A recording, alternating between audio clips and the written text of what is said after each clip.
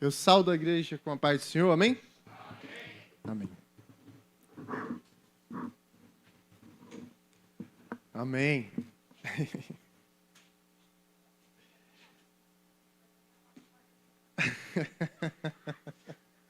Não é nada não, não ligo não. Bem, realmente é muito bom ver a igreja assim cheia, com pessoas novas, pessoas que não estavam vindo. Que bom, que bom. Que Deus abençoe cada um. Realmente o coração fica feliz, né? Mas enfim, hoje nós vamos iniciar mais uma série de sermões. Quem lembra da nossa última série de sermões? Menos o pastor, que o pastor, cuidado, piso escorregadio. Como é que era o nome da série de sermões passada? Muito bem. Por que ele não aprendeu? Muito fácil. Tinha uma placa aqui. Ele não entendeu. Amém. A nossa série que a gente vai começar hoje se chama A Grande Família. E diferente do que você já pode ter em mente, eu não sou Agostinho Carrara. A gente não vai cantar aquela música. Não vai. Não vai ter uma peça da Grande Família também. É só sermão mesmo. E a gente vai começar a partir daqui a falar sobre a Grande Família. Desde já eu quero pedir que você abra a Bíblia em Efésios, capítulo 2, versículo 19.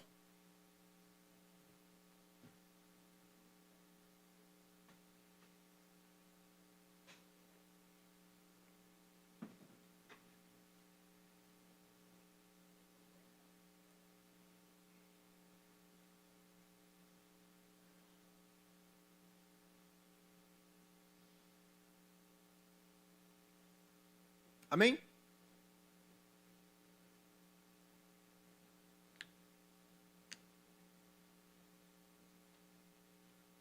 Que diz assim, Efésios 2, versículo 19. Portanto, vocês já não são estrangeiros, nem forasteiros, mas concidadãos dos santos e membros da família de Deus. Amém. Senhor Jesus, eu quero louvar teu nome. Louvar teu nome, Jesus, porque o Senhor é bom, é fiel, é misericordioso. Porque o Senhor, meu Pai, Senhor Jesus, o Senhor tem compaixão de nós. Pai, porque o Senhor nos trouxe até a tua casa para que a gente possa ouvir sobre a tua palavra. Senhor Jesus, que a minha pregação não seja nada, meu Pai, mas que a tua palavra toque os nossos corações. Que a tua palavra, Senhor Jesus, Pai, me toque, Senhor Jesus, a teus filhos. É isso que eu te peço e eu te agradeço. Em nome de Jesus. Amém. Amém. Bem, a nossa série de sermões começa, a Grande Família, começa hoje com o tema: Você não é a igreja. Essa série de sermão tem um objetivo, né? A última tem o objetivo de falar sobre os perigos, alguns dos perigos do caminhar cristão. Essa tem o objetivo de falar sobre o que sobre a Igreja de Jesus, sobre o que é ser igreja e qual a importância de fazer parte da igreja. Não dessa aqui especificamente, também, mas não necessariamente apenas dessa. Bem, e como a gente acabou de ler, em Efésios 2:19, nós ouvimos sobre a família de Deus.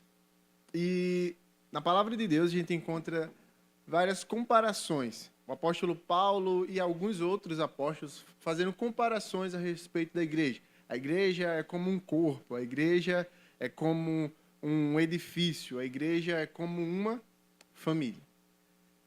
E na carta aos Efésios, Paulo que escreveu, provavelmente, enquanto ele estava preso, a carta dos Efésios é uma das cartas que são conhecidas como epístolas ou cartas da prisão. Paulo escreveu essa carta enquanto ele estava preso. E ele teve o objetivo de falar aos irmãos daquela região de Éfeso a respeito do plano de Deus a respeito da igreja. De como Deus planejou, por meio do seu Filho, escolher um povo, tomar um povo para ele e chamar de seu. E chamar esse povo, esse novo povo, de igreja. Paulo vai falar, nos 6 capítulos de Efésios, como que Deus fez isso, como que Deus planejou, como que Deus fez e o que é que, entendendo quem nós somos como igreja, o que devemos fazer, como nós devemos viver. As cartas de Paulo, o apóstolo, é o escritor com mais livros no Novo Testamento, e as cartas de Paulo, se você ler as outras cartas de Paulo, como 1 Timóteo, 2 Timóteo, Tessalonicenses, Coríntios, você vai ver que parecem cartas como que feitas por encomenda. Como assim? São cartas que Paulo, ou ele tem que falar ali algo para se opor a falsos mestres, a gente que está pregando na igreja e está falando coisa que é contra a palavra de Deus, que era contra a palavra de Deus, então Paulo escrevia uma carta para dizer, não é assim, essa não é a palavra de Deus, esse não é o evangelho, assim como ele fez aos Gálatas. Porém, a carta de Efésios tem uma semelhança com a carta de Romanos. Paulo não estava escrevendo para responder a uma necessidade da igreja. Paulo não estava escrevendo para responder uma dúvida. Paulo não estava escrevendo para ser oposição aos falsos mestres. Paulo estava escrevendo para revelar um conhecimento. E esse conhecimento, em Efésios, é sobre a grandeza da revelação da igreja de Cristo. Amém? Amém. Bem, então vamos lá. Como crentes que nós somos, amém? Todo mundo aqui é crente? Amém. Acho que nem todo mundo aqui é crente. Bia, você é crente? É? Acho que não. Mas você está dizendo? Eu não acredito. Como crentes, a gente acredita que Deus criou todas as coisas. Deus criou tudo. Tudo. Que Deus disse, como a gente falou aqui pouco antes, que Deus disse, haja luz e houve. Que Deus disse que os animais povoem todas as coisas e eles fizeram. Que as árvores frutifiquem e elas assim fizeram. A gente acredita nisso. A gente acredita que Deus veio e com suas mãos moldou um homem do barro e o chamou de Adão. E que tirou desse homem uma costela e o fez Eva. A gente acredita que Deus, por sua vontade, porque Ele quis, porque Ele planejou, Ele criou todas as coisas. E as pessoas que estavam lendo, as pessoas para quem Paulo escreveu essa carta, também acreditavam assim. Também acreditavam que havia um só Deus, que esse único Deus era o Criador de todas as coisas. E a gente sabe, a gente já conhece a história lá da escolinha dominical, né, da escolinha das crianças, que Adão comeu do fruto, que Adão pecou, que Deus expulsou ele do Éden, e que por conta do pecado de Adão, né, o pecado entrou na humanidade e a nossa natureza, que antes era perfeita, foi manchada. Essa história a gente já sabe. Né, tia Mana? A senhora não está ensinando isso lá? Amém. Porém, Paulo começa, já no capítulo 1, falando sobre a segunda criação de Deus. Deus criou duas coisas. Deus fez duas criações. Deus estabeleceu duas criações. A primeira criação foi a criação de todas as coisas, do universo e tudo que existe. E a segunda criação foi a igreja. Deus criou a igreja. E Paulo vai nos mostrar no capítulo 1, versículo 4, que diz: porque Deus nos escolheu nele, antes da criação do mundo, para sermos santos e irrepreensíveis em sua presença. Isso nos mostra, Paulo está falando aos irmãos e também a nós, que o Senhor não foi pego de surpresa com o pecado. O Senhor quando criou todas as coisas e quando o homem comeu daquele fruto e pecou, isso não o pegou de surpresa. E ele também não criou um plano B, assim, de última hora. Antes da criação de todas as coisas, Deus estabeleceu que criaria a sua igreja. Deus estabeleceu que separaria para si um povo. E esse povo seria santo e irrepreensível para ele. As duas criações de Deus, elas têm semelhanças e têm diferenças, obviamente. Porém, a semelhança mais importante entre o universo criado e a igreja criada é o objetivo da criação. Deus criou todas as coisas e criou para a sua própria glória. Deus criou todas as coisas. Deus criou o universo, Deus criou os planetas, os animais, e fez tudo isso para que tudo isso glorificasse a Ele. Por quê? Porque Ele é Deus. Porque Ele é o Deus Criador. Ele é aquele que disse, e porque Ele disse, as coisas passaram a existir. Ele é aquele que, porque Ele disse, as coisas permanecem. Porque Ele diz, as coisas são sustentadas. Por conta da sua palavra, o universo não é um caos, não é uma loucura. Mas as coisas da criação, elas se interagem e se sustentam. Porque Ele disse. E o objetivo, a semelhança mais importante entre a criação do universo e a criação da igreja é o objetivo. Deus criou o universo e a igreja para que ambos glorifiquem a Ele. E isso Paulo vai dizer em Efésios 1, versículo 12. A fim de que nós, que primeiro esperamos em Cristo, sejamos para o louvor da sua glória. Ele nos escolheu antes da criação do mundo, para que a gente sirva para a sua glória. Esse é o objetivo da igreja. E Paulo continua a falar aos irmãos, e no capítulo 2, depois de ter falado durante todo o capítulo 1, a respeito de como que Deus fez isso por meio de Cristo. Como que Deus fez com que as pessoas, como que Deus fez povos se tornarem um só, a igreja. E como que isso era um plano de Deus desde toda a eternidade. Paulo começa a dizer, vocês estavam mortos. Vocês podem me acompanhar? Efésios 2, versículo 1. Do 1 ao 3.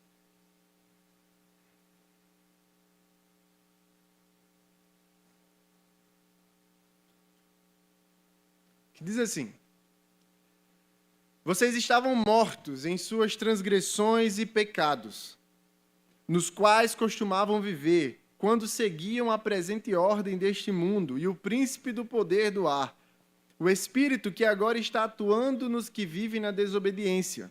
Anteriormente, todos nós também vivíamos entre eles, satisfazendo as vontades da nossa carne, seguindo os seus desejos e pensamentos. Como os outros, éramos, por natureza, merecedores da ira. Paulo está dizendo, em outras palavras, aos irmãos de Efésios, vocês foram promovidos. Vocês foram promovidos antes de se tornarem, antes de fazerem parte da nova criação de Deus, vocês não eram bons. Antes de fazerem parte da nova criação de Deus, vocês estavam mortos. Antes de fazerem parte da igreja de Deus, da família de Deus, vocês estavam perdidos nos seus pecados e transgressões. Vocês não viviam, Paulo diz, vocês não viviam da forma que agradava a Deus, mas viviam para satisfazer os seus próprios desejos pecaminosos.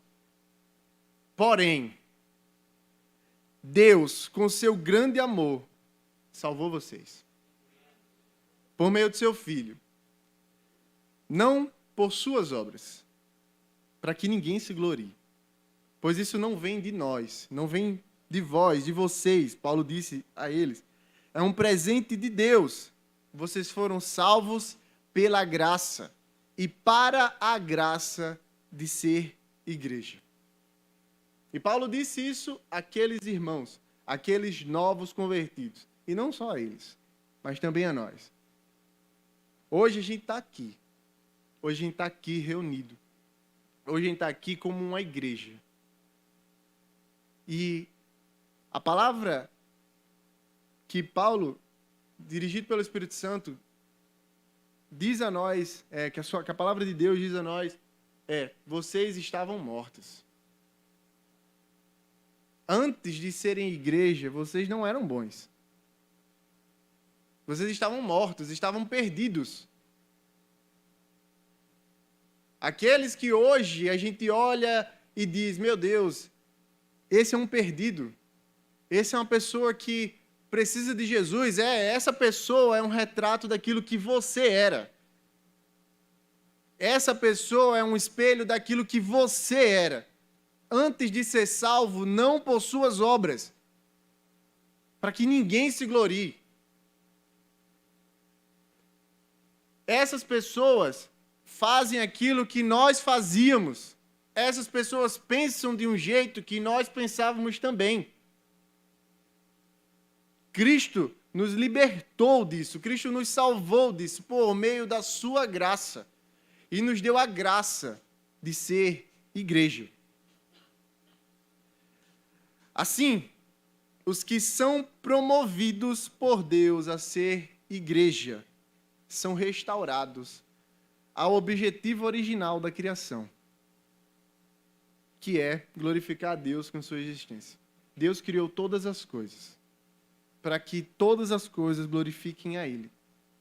Porém, o pecado, entrando aqui, manchou não só a nossa natureza, manchou toda a natureza. E por isso que a terra é infértil. E por isso que a terra causa tanta dor.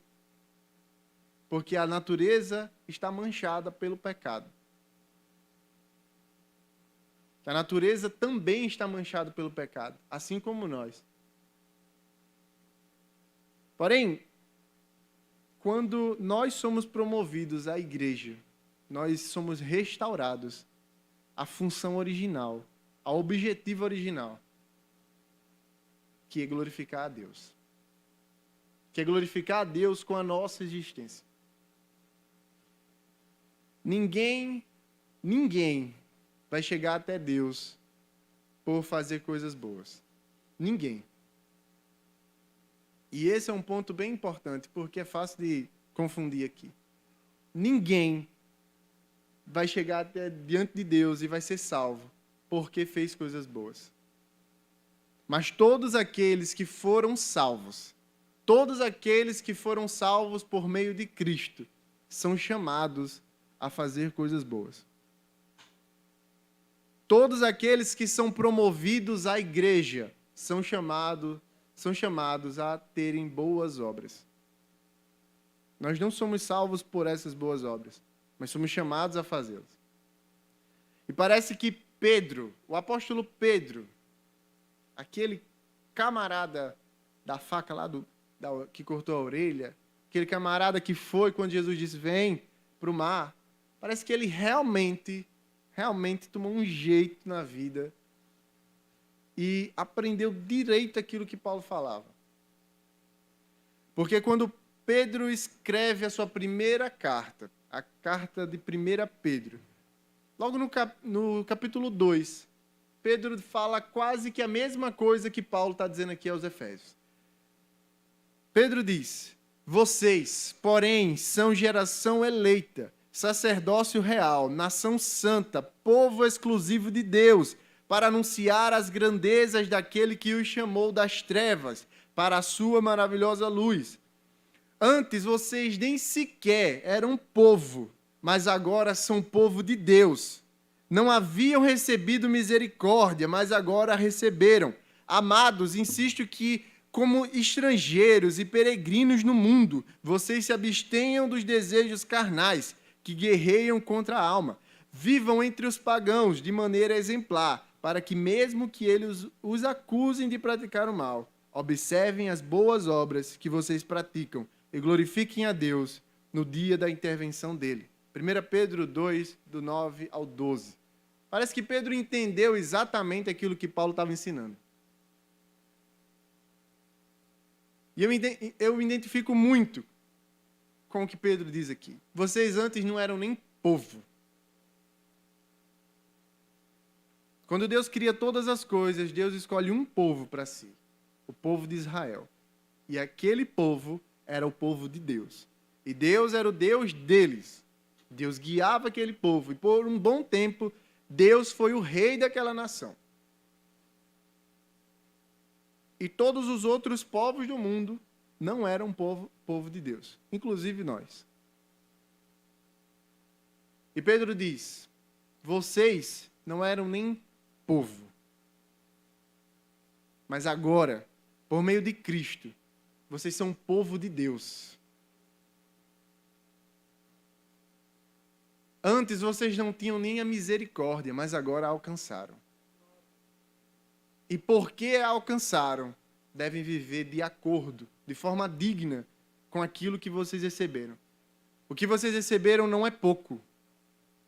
A promoção que chegou até vocês não é pouco, não é pouca.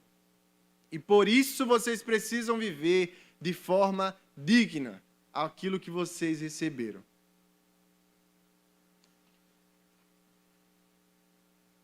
Hoje, é fácil, quando alguém chega a você e fala sobre a igreja, é fácil ter algo em mente. Quando alguém diz assim, ô Bia, vamos ali na igreja lá que você sabe o nome? Ou quando alguém diz assim, não, eu participo de uma igreja. Algo muito claro vem na sua mente. Um lugar como esse, um púlpito, um pastor, algo muito claro vem na sua mente, certo? Uns louvor, dependendo da igreja. Uma galera rodando, uns gritos. Dependendo da igreja, né, tia? Mas será que as pessoas para quem Paulo escreveu esse texto aqui, para quem Paulo escreveu essa carta, será que eles entendiam da mesma forma? Será que os primeiros novos convertidos, será que eles entendiam igreja da mesma forma que nós? Será que havia um lugar para ir 3 vezes por semana? Uns cultos? Uma menina da mídia chata? Será? Acho que não. Não. A igreja, como a gente conhece hoje, ela não era assim. E talvez, se você pudesse voltar no tempo e conversar com um dos discípulos e falar sobre igreja, você e aquele discípulo teriam definições diferentes sobre igreja. E aqui a gente chega num ponto bem importante da mensagem. Justamente por essa diferença, a gente encontra algumas pessoas hoje que condenam a igreja de hoje. E dizem assim, igreja não é ir, é ser. Igreja não é ir à igreja, mas é ser igreja. Isso está errado ou está certo? Eu concordo. Está certo. É uma afirmação correta, porém mal aplicada. Pois está certo porque os nossos irmãos, aqueles lá do comecinho, lá da igreja primitiva, lá de quando Jesus voltou para o céu e ficaram ali os discípulos e eles pregavam, e a palavra de Deus diz em Atos 2 que o Espírito Santo ia acrescentando dia após dia pessoas àquela comunidade. Aquelas pessoas, elas não eram a igreja porque tinham um lugar para ir, porque às vezes não tinham, porque às vezes se reuniam na casa de alguém, porque às vezes se reuniam no templo né, dos judeus. Mas eles eram igreja porque, sim, porque agiam como uma igreja. Eles amavam uns aos outros. Eles vendiam aquilo que eles tinham e repartiam uns com os outros. Eles dividiam o pão, eles oravam uns pelos outros. Eles eram igreja porque eles agiam como igreja. Porém, os que dizem igreja é ser, não é ir, eles erram. Erram porque têm o objetivo de condenar o amor das pessoas que talvez, assim como você, amam vir à casa de Deus. Quem é que ama vir até a igreja? Talvez algumas pessoas que se afastaram da igreja e agora condenam a igreja tenham ficado aborrecidos. E aborrecidos com coisas justas. Aborrecidos com pecados que viram aqui na igreja. Com erros que viram aqui na igreja. Com atitudes hipócritas. Com irmãos hipócritas. Com irmãos que falam uma coisa e fazem outra. E até mesmo com pessoas, pastores, que ensinam coisas erradas. Ensinam doutrinas erradas. Em tantas igrejas. E talvez diante disso, porque ficaram aborrecidos com isso, talvez essas pessoas então começaram a dizer, igreja não é ir, igreja é ser. Só que essas pessoas estão erradas. Estão erradas porque não se pode ser igreja sem ir. Não se pode ser igreja sem participar de uma. Para ir, para ser igreja, tem que ir. É fundamental, é necessário congregar. Existe graça de Deus na reunião dos diferentes. Existe graça derramada de Deus na reunião de pessoas diferentes. As pessoas para quem Paulo falava aqui em Efésios, eles eram igrejas, eram pequenas comunidades que estavam sendo formadas de literalmente pessoas diferentes, pessoas que eram de povos diferentes, pessoas que antes brigavam entre si. E agora, eles eram chamados a se chamarem uns aos outros de irmãos. E isso não é um jargão. Ô, irmão Jonatas, ô, irmã Jéssica. Não é um jargão. Isso é literal. É irmão mesmo. É a mesma família. É esse sentimento que a gente tem que ter. E diante disso, diante de uma igreja formada por vascaínos e flamenguistas, é como se Paulo dissesse assim, não é como se Paulo dissesse assim, Paulo disse a esses irmãos que antes se odiavam, agora se chamam de irmãos e amam uns aos outros e ainda continuam sendo diferentes. Paulo disse, Jesus, irmãos, Jesus é a nossa paz. Cristo derrubou o muro da inimizade.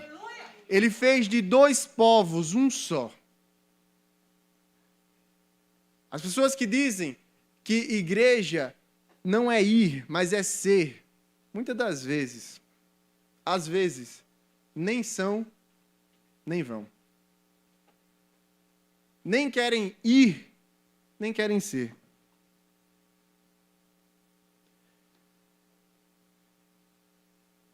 Paulo diz, então, no texto que a gente leu, Efésios 2:19, vocês eram forasteiros, peregrinos, mas hoje não mais. Quem antes era forasteiro e estrangeiro do povo de Deus, hoje é membro da família. Quem antes era imigrante na terra dos outros, hoje conquistou cidadania. É certo, é correto afirmar que a igreja não são essas paredes. Não são contra essas paredes que as portas do inferno não prevalecem. não são contra essas paredes. A igreja não é esse templo, não é esse lugar aqui, não. Isso é verdade. Porém, é errado dizer que você é a igreja. É errado dizer que você, irmão, que você, irmã, que você é a igreja. É errado. É errado porque depois de tudo que a gente ouviu aqui de Paulo, tudo que a gente ouviu Paulo falando sobre a igreja, eu só posso afirmar uma coisa: você não é a igreja.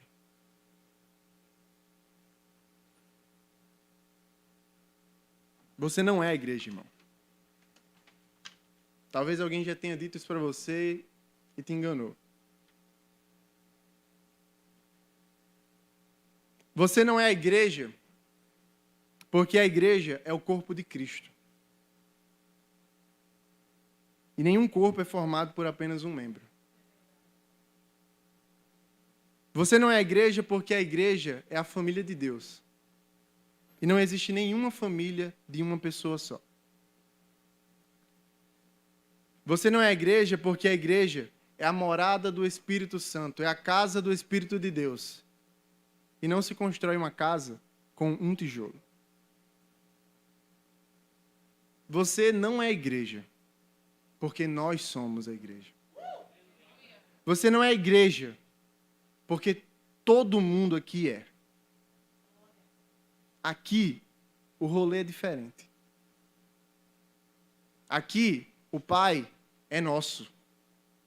Aqui não é o meu Pai, mas aqui o Pai é nosso. Aqui o pão é nosso. O pão nosso de cada dia nos dai hoje. Aqui, o sofrimento, o fardo é nosso. Aqui as aflições são nossas. Aqui as súplicas e orações são nossas. Você não é a igreja. Nós somos. E foi para isso que nós fomos chamados. Deus restaurou a sua criação com a sua segunda criação. Deus fundou uma igreja. E essa igreja, que não são essas paredes, mas que somos nós. Contra essa igreja que Cristo pagou com o seu sangue, tomando para si um povo, contra essa igreja, nem as portas do inferno prevalecem. Contra essa igreja, contra esse povo, contra essas pessoas que antes não eram nem povo, mas agora são chamados povo de Deus, contra esse povo, nem as portas do inferno prevalecem. A igreja é o grande nós. A igreja é a comunidade. A igreja somos todos nós. Você não é a igreja. E como aplicação final, primeiro, a igreja é a segunda criação de Deus. Deus planejou, Deus criou, e Deus é quem sustenta a sua igreja. Segundo, o Senhor fez de povos diferentes um só povo. Promoveu homens e mulheres mortos em seus pecados a participantes de sua família, a sua igreja. Isso não é pouca coisa, irmão. Ser igreja não é pouca coisa. Ser chamado igreja de Deus não é pouca coisa. Essa é a mentira que Satanás tenta nos contar todos os dias. Essa é a mentira que Satanás tenta nos contar todos os dias. Irmãos, a gente espera chegar aqui na igreja e escutar que a gente é o abençoado de Deus, que a gente é isso, que a gente é aquilo.